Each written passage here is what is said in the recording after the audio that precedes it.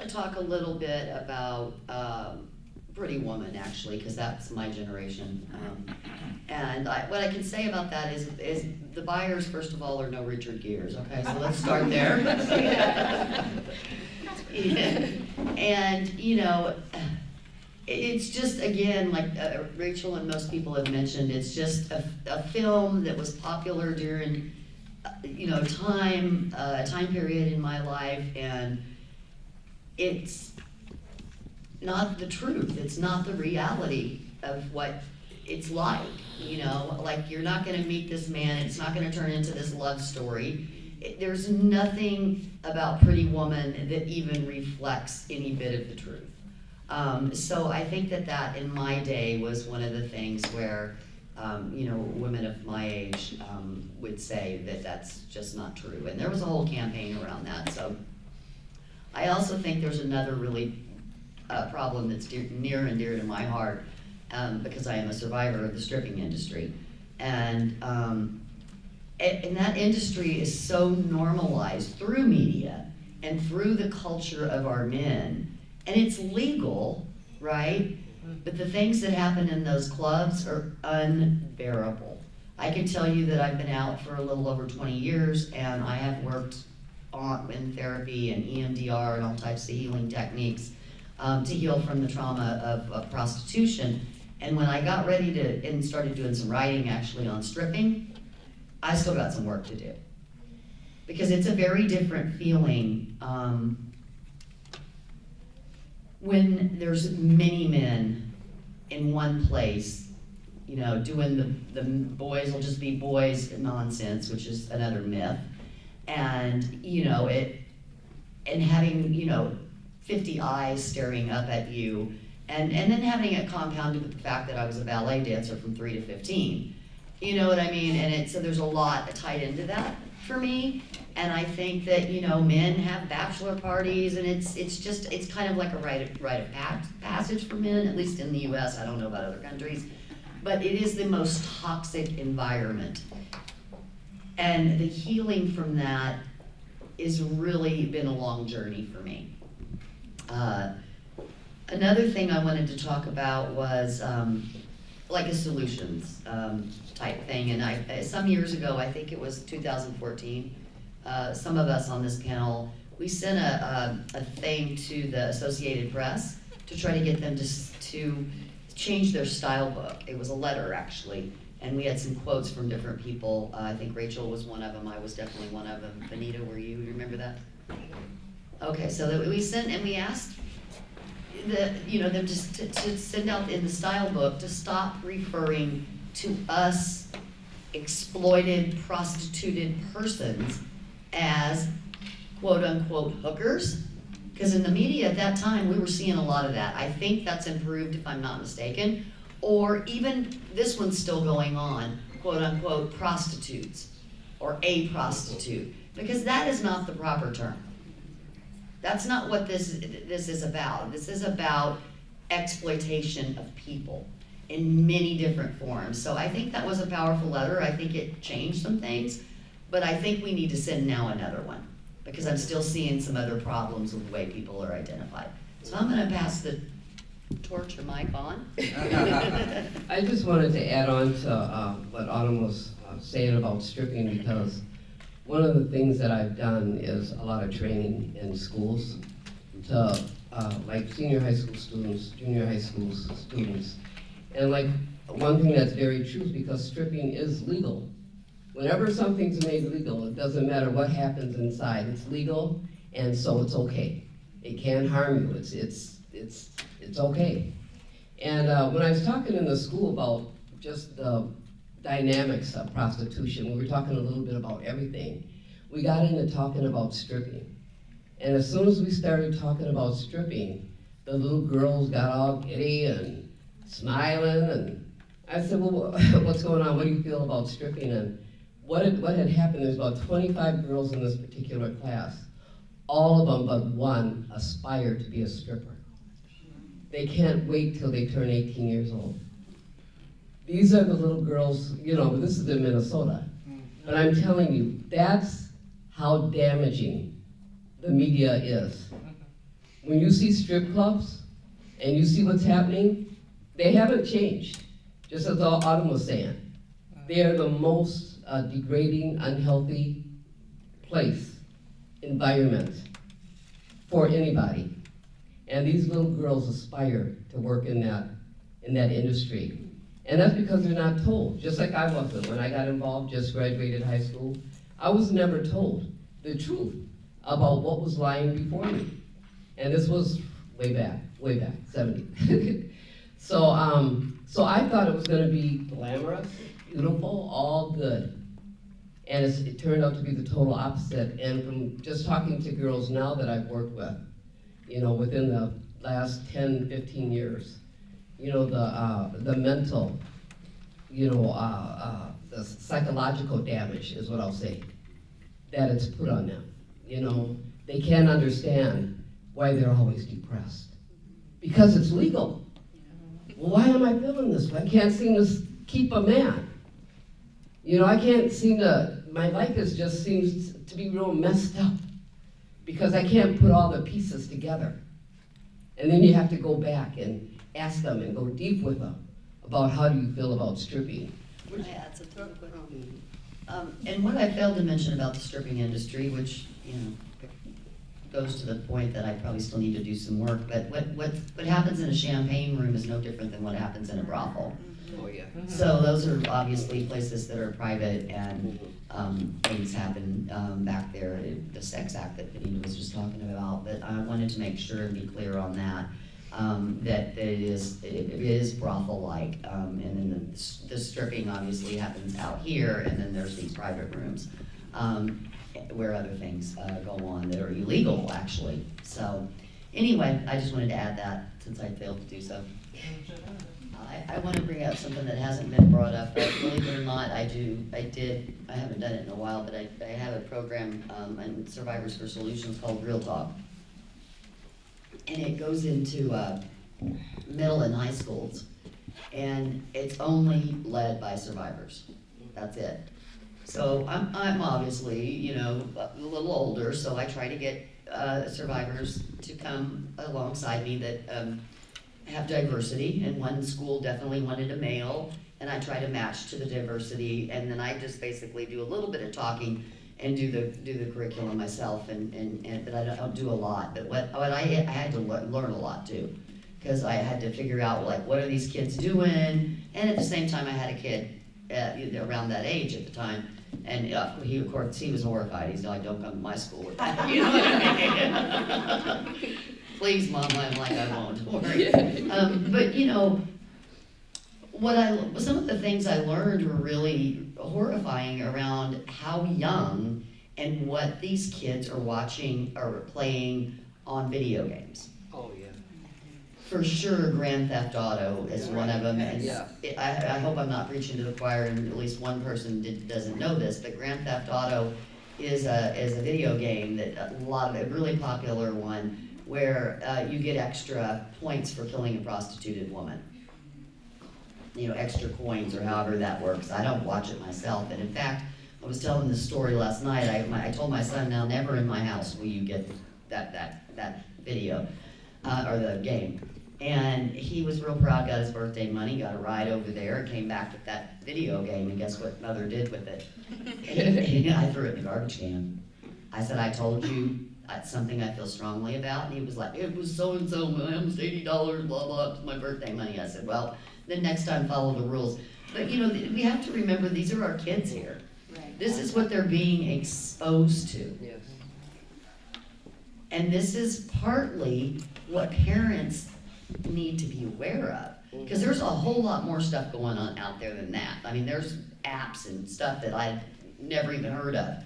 Instagram's one of them, and all these different things that are going on with the kids, and the amount of time, and I'm guilty as charged, I spend on my iPhone, fooling around. Now I'm not watching that kind of stuff, but the kids are constantly with the iPhone, and thanks to my son's grandmother, we have a rule we eat at her house, and the phone has to get put up, and so.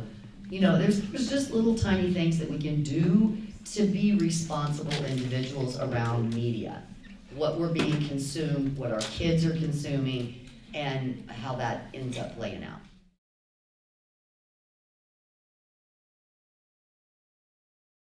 I will kick it off. She said, you want to kick it off? I'll kick it off. Okay, I just want to talk about, for one thing, I want to talk about the harms. As I said, I worked with literally thousands of women over the last 30 years that have wanted to get out of the life of prostitution. And I always ask them, because at the agency that I founded, I would always say, it doesn't matter to me. If she says she wants to stay in it, still let her come. Let her come to group. And my hopes is that maybe she'll hear something or she'll learn something, because I really believe that women do not deserve, is what I'm gonna say, to be bought and sold. That there has to be options. And if there aren't, we have to create options for women so that they don't have to become bought or be bought and sold. But what I know is that within the last 30 years, and the women that we have worked with, that I have worked with, is that, and from myself, I got involved in prostitution by way of the stripping industry, is that the inherent harm of prostitution is the sex act within itself.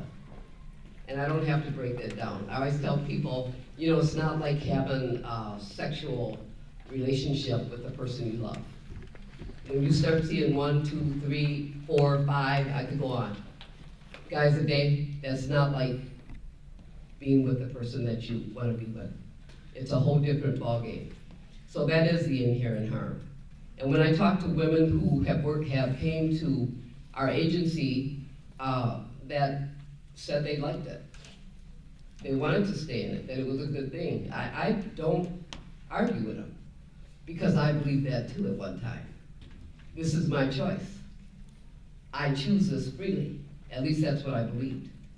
It was the only choice I thought I had to. So if it's the only choice I thought I had, well, that's just something within itself. But I know that when I went home at night and I looked in my mirror, I felt a whole other way about what I was doing. See, nobody else was around me.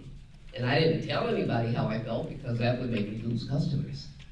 But when I got at home, I had a lot of conversations with myself in the mirror. Why are you doing this? How do you feel? Look at what's happening to you. I went through this conversation on a daily basis. And when I talk to women, and they talk about the things that have happened to them, the inherent harm in itself is a sex act. The things that you're told to do, the things that you're expected to do, it begins with that. It really does begin with that. And we don't hear that a lot. We hear about beat up, pimps hurting women, killing women, and that's all bad.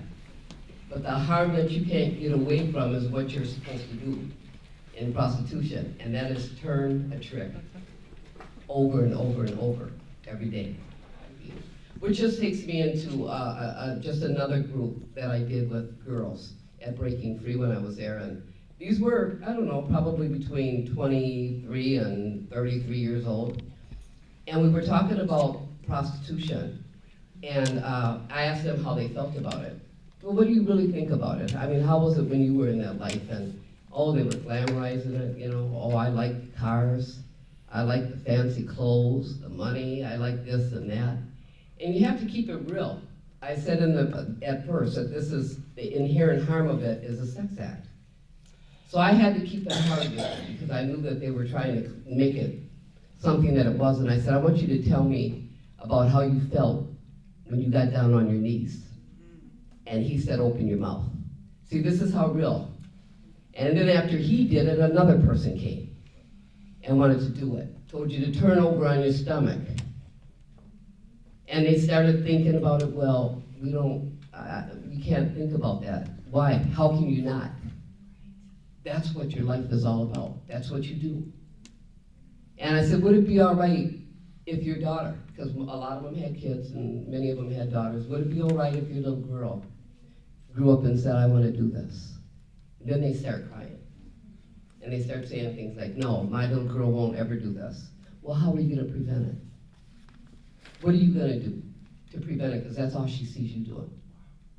But it's just something, because of all of this, I think the whole industry, prostitution, the media, when I got involved, it was a newspaper. We didn't have social media at that time, So the newspaper was talking big about it, you know. So, but right now it's so easy for anybody to get in. Just tap a button on the internet, you know, and you're in.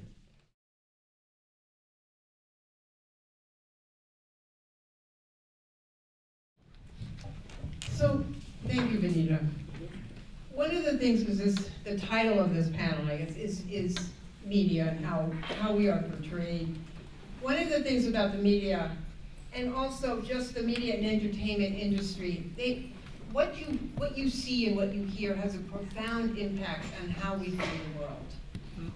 It influences how we make policy, what money goes into where.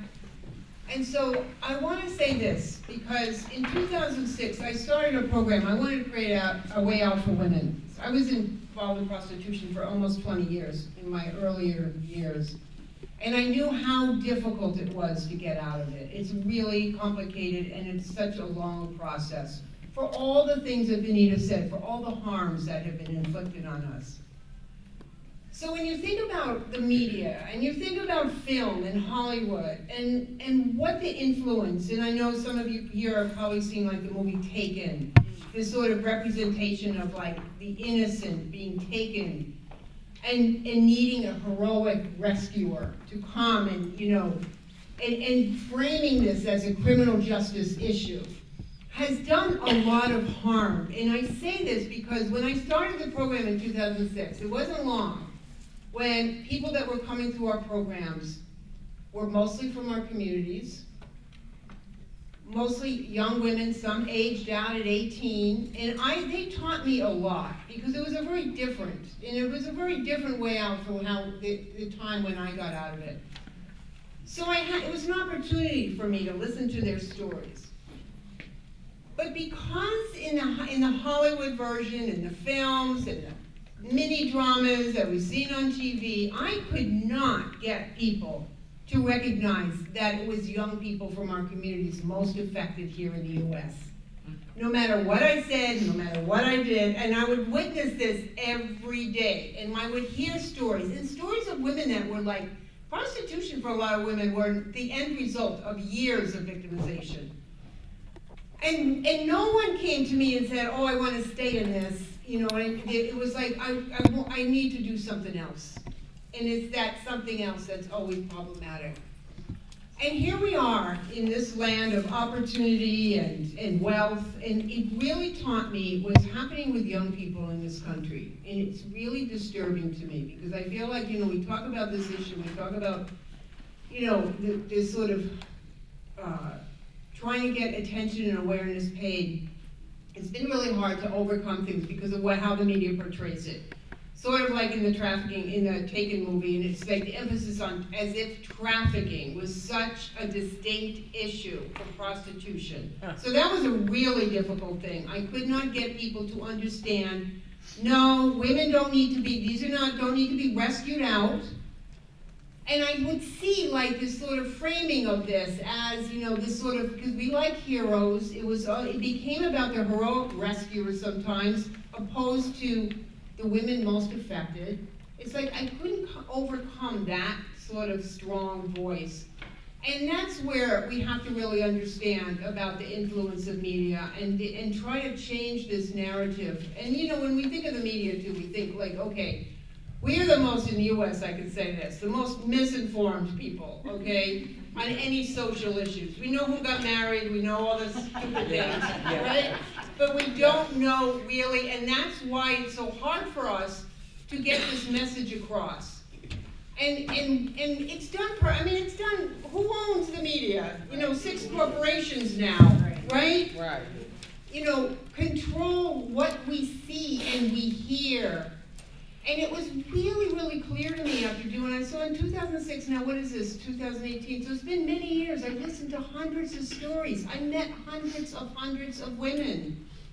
And there was a certain, you know, there was a trend in all their stories, and the harm and everything that happened to them. But it was really clear to me about how difficult it was. Even though I see the truth every day, I could not get people to pay attention.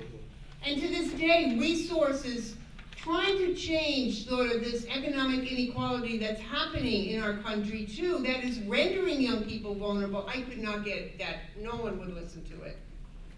And so it really was interesting, and it kind of like showed me the impact and influence that the US media has, and sort of also in a lot of good intentioned Hollywood films or documentaries also, this sort of voyeuristic view of the poor people. Like, you kind of like this, you know, and it really it caught my attention too, because I can remember days, you know, in my younger years when I was so caught up in things, and how would I felt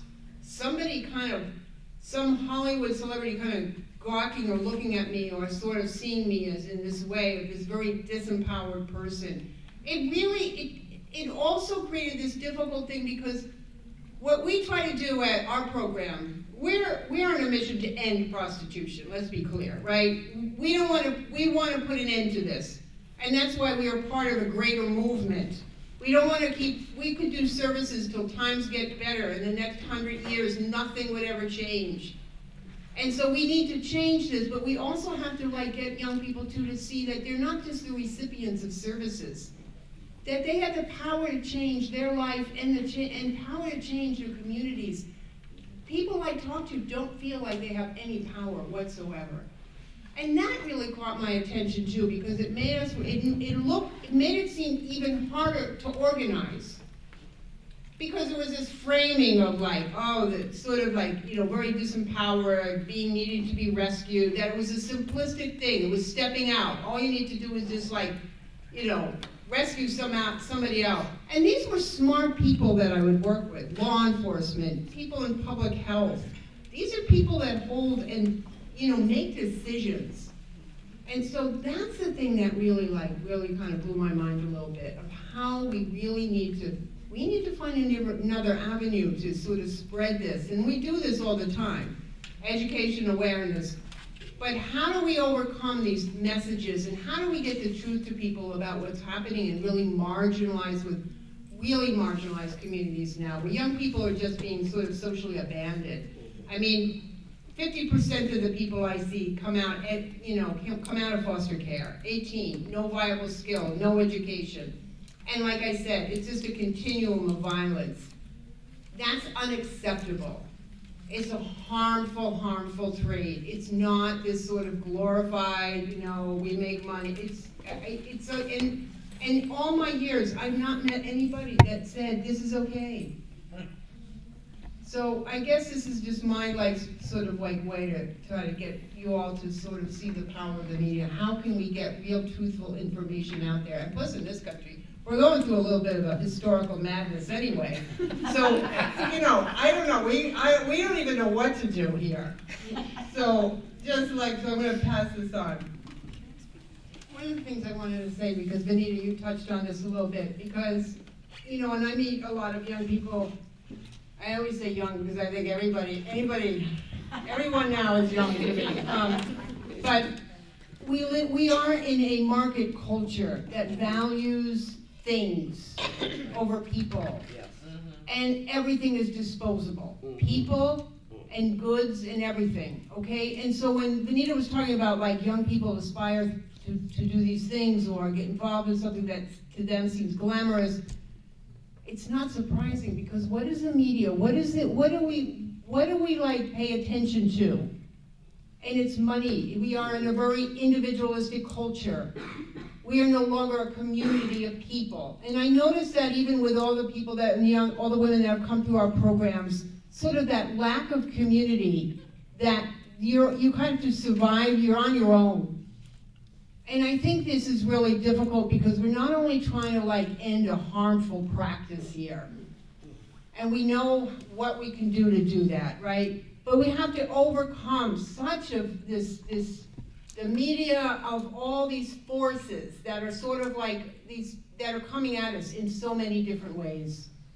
And I think we just have a lot of work to do, and a lot of really trying to understand and trying to analyze things. That's the other thing here too, is that we sort of like, we're always exposed to these film clips and these things that really don't really capture the realities of anything.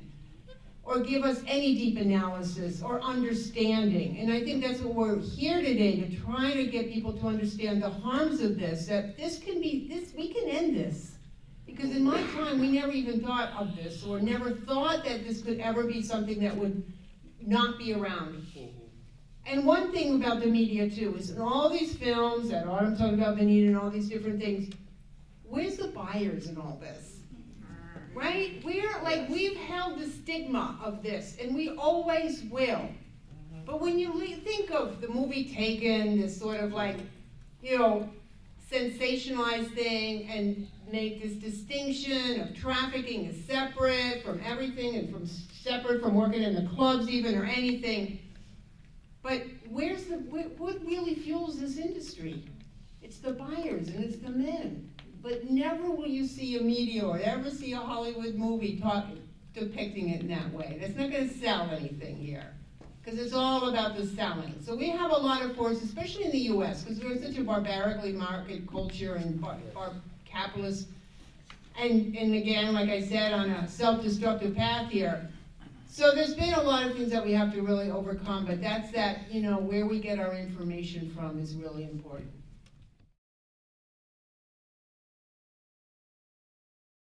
So when I hear the word media, my first thought is newspapers, but of course it's much, much broader than that. And the influences that we have, newspapers is a tiny, I don't think it would even make up 1% of the fragment of what young people are exposed to today. We're talking about film and television, and everything that leads out of that. Advertising, music videos is huge. I remember one Black American woman saying some time ago that she felt her community, the females of her community, were just treated as, and the phrase she used was, a bunch of butts walking around. And that's what she was saying young black girls are growing up looking at on MTV, and the way that they're so thoroughly objectified. And I think in many different ways, women everywhere are receiving different forms of that same message. And we don't even know, this is the reality when we're young girls growing up, we don't even know that it's toxic messaging that we're listening to. We don't know that, you know. I had actually already started out speaking publicly to the issue of prostitution before I remembered something that was just kind of shocking to me, because sometimes things will come back to you and, will it just as politicized as you think you are, it will have slipped right off your head. And that thing was this, I was walking down to the red light zone the very first day I got into prostitution, and my boyfriend, I would have told you he was at the time, who was in fact my pimp, was of course walking alongside me, and he was bringing me where we were about to go. And I remember in my mind, for some reason, and this wasn't like, I didn't deliberately conjure up this image, it just popped into my head. And I was thinking about Madonna in that Desperately Seeking Susan film that came out back in the late 80s. And I was thinking, my mind was all fishnets and shiny black patent leather and fire engine red lipstick, and what I had absorbed as the message of what a sexually empowered young woman looked like. So you see, my mind made that link between what I had been fed and what I was about to do. And I think it's very revealing that I started thinking about that particular place and time. So I think, when there's got to be some kind of standards here. I mean, if you look at anything else that we consume, no matter what it is, I mean, there'll be a salt warning on food, if there's a ridiculously high amount of salt in it. Your alcohol, your cigarettes, anything that has any kind of toxicity attached to it will have a warning on it. But I wonder, where are the standards in film and television and other forms of media that are influencing young minds? Since I started speaking out about prostitution, I was really, shocked is not the word, the truth is I wasn't remotely surprised, but I was really saddened and kind of stunned by the amount of young women who contacted me to tell me the reasons that they got involved in prostitution. And in Western Europe, where I'm from, there was a very popular television show about 10 years or so back, and it was based on a blog that had been called Secret Diary of a London Call Girl. And the amount of young women who contacted me to tell me that they had absorbed the message through that TV show, that prostitution was very glamorous, very, very well paid, that it was all about hotel rooms and very expensive restaurants, and that basically a package had been sold to them that involved Christian Louboutin shoes and all of the different markers of luxury, you know, the things that would speak to us of luxury in this society. And I'll never forget one particular young woman. She was a French girl, and for some reason she broke my heart worst of all. There was just something so very fragile and vulnerable in her nature and how she presented herself. She'd been 6 months in prostitution, and she got into prostitution directly, absolutely, because of that TV show. She told me this over a Skype call one evening, and there's the evidence, you know. It's just the evidence that what we allow to be injected out into the social environment around us has a direct impact, a boomerang straight back, and impacts young lives. And another film would have been The People versus Larry Flint. I watched that film, and I you know, and this is not, you know, a confession I enjoy making in public, especially not on camera, but when I watched that People versus Larry Flint, there was, I don't know what happened there. There was a kind of an aura around it. The way that the film was put together, it was like poor, hard done, put upon Larry Flint, you know, and he was just being hounded by the authorities, and he was only just trying to make a buck, and he was very good at what he did. And you actually felt sympathetic for Larry Flint. I did, you know. Now the reality of the real world Larry Flint was, I would perceive that man to be a monster and a scumbag and a whole lot more besides. But watching that film and how the pieces of it were put together and how it was very entertaining, and I can't remember the score, I probably enjoyed the music, but the whole thing combined to create a package that I found very entertaining, and I like being entertained. But years afterwards, I was thinking back, and I was thinking through all these issues, and I was thinking about, you know, media and media representations, and I was thinking, I cannot believe that me of all people was sucked into enjoying The People versus Larry Flint. But if somebody who's lived this reality and been brutalized as many times as I have can enjoy a film like that, anybody can. And I think that it's something that really speaks to the power of media representations and misrepresentations, because they're doing a whole world of damage. And I mean, so much so that you can't even, like, speaking to young people today, I'm in my early 40s, but the gulf between women in their early 40s and women in their early 20s, unless they've lived similar experiences as Melanie has, is absolutely enormous, to the point where you can barely even have a conversation. They've no idea, a lot of them, what it is that's being projected into their minds. One thing as well that I really encourage people to do is to look critically, learn to look critically at every image you see. And that will really leave you in a state of eye-popping surprise. I was walking by one of my local pharmacies recently, and there was an image of a woman with her just plain white shirt on, but open to below her navel, right? And you could only see the upper half of her body. So she's got a white shirt on, it's almost all the way open, she's got no bra on, and she's trying to sell me a lipstick. You know, and I'm thinking, like, you know, now that I've been doing it for years now, critically just examining these images as I see them. And once you start doing that, you'll notice that they are everywhere. And not only are they everywhere, but they vastly outnumber the images that are not, would be considered provocative. And that's another word that I've started to interrogate, by the way, because I've started to think about, well, provoking what? Because provocative means to provoke, right? So what are we really provoking here with this imagery? You know, like, you can go deep into this subject, and I think we really should.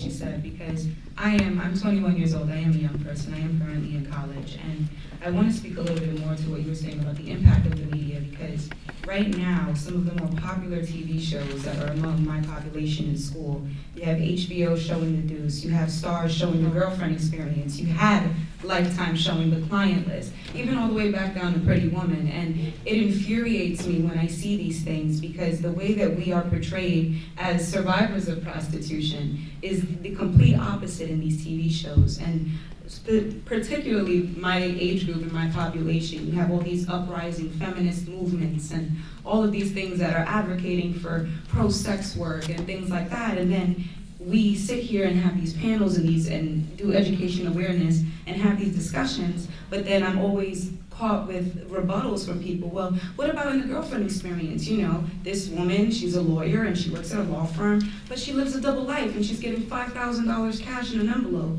to do nothing but have dinner and then have platonic sex. And that is not what any, if I can speak for all of us, any of our realities on this panel were. And I think that something, like you were saying, needs to be done about that, especially for my generation, especially for the generation right above me, because we are not making progress, although we are with all of our spreading awareness and telling our truths and constantly reliving our realities. But then we go, and when you go home at night after these panels and you turn on Stars, or you turn on HBO, or you turn on Lifetime, and then you see the exact opposite of what you just heard, it's not making a difference for any of us. So I do think we need to seriously find a way to make some reform in the media and figure out a way to, I guess, go against these 6 corporations that are running Hollywood and that are running these TV stations. Right?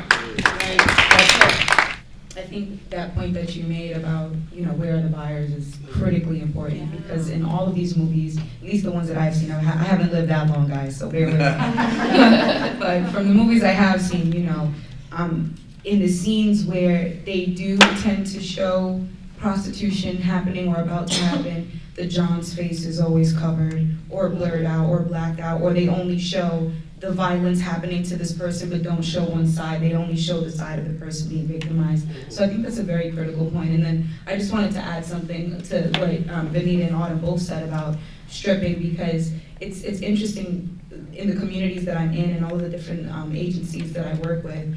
A lot of girls I see, you said that was in the 70s, even now today I hear a lot of them saying, you know what, when life gets too hard, it's like, I'm just gonna strip. You know, I just wanna be a stripper. And nobody understands the harsh realities, you know. Yes, stripping, unfortunately, is still legalized, but all those things in the champagne and red rooms are not. And nobody focuses on what that's like behind these doors. All you know is there's a pole and a pretty girl swinging around it. Nobody pays attention to those harms. And when you see these things in movies and in the media, even in art galleries, for example, there's one I know somewhere in Chelsea, and I'm not sure if I'm remembering this correctly, but they were a new gallery. They opened probably last month or 2 months ago. And when I walked past it, I didn't see a name of this gallery, but there was kind of something that resembled a chalkboard, like a green chalkboard, and it was in their storefront, and it was their first main picture, and it was a drawing of a woman. I think she had glasses, and around her face is like, you know, schoolwork and bills, and if I'm remembering this correctly, all of these harsh things. And she looked so puzzled, and on the side in her little like caption bubble, it was like, F this, I'm gonna be a stripper, right? And it's things like that, as minute as that may seem, especially in a city so grand like New York, right? Or in anywhere of the 50 states. You walk past that every day while you're going to Panera Bread, or while you're going to get your Subway, your sandwich at Subway, or whatever it is, and people don't take into account the Girl Scouts or the students coming from school that are passing this and looking like, see, she's doing it. Yeah, life is tough, you know, things are rough, and people don't understand how these advertisements, as you mentioned, or these commercials, or even these ads, especially like during the Super Bowl, the ads that come out is ridiculous, and nobody's paying attention. So I did just want to emphasize that still happens today, even with the people that I'm associated with. I was having a conversation with a few people last week, and I was saying it's, for a lot of people, unfortunately, it's still so much easier to think that this issue is over there. So what people do, they are more accepting to this glamorization of prostitution. They are more accepting to the violences against women, especially in this particular issue. And for them, you know, they sympathize, they hear these stories, they hear about the girl whose jaw was broken, they hear my story, they hear our stories, and they're like, you know, that was so bad, I'm so sorry that happened. But then you go, and when you go outside, you do nothing about it. You don't speak up. You continue to watch these shows. You continue to give these Hollywood corporations ratings. You continue to do the same things that you were doing prior to hearing these issues. And it's just so fascinating how rather than somebody take a few minutes out of their day to make a stand or say something or watch something or use their voice in an empowering, positive way against this issue, they'd rather sit back on the sidelines and let somebody else handle it. And in doing that, you are perpetuating this media to be allowed to continue to show these shows and these movies and these advertisements. So I just wanted to make that point.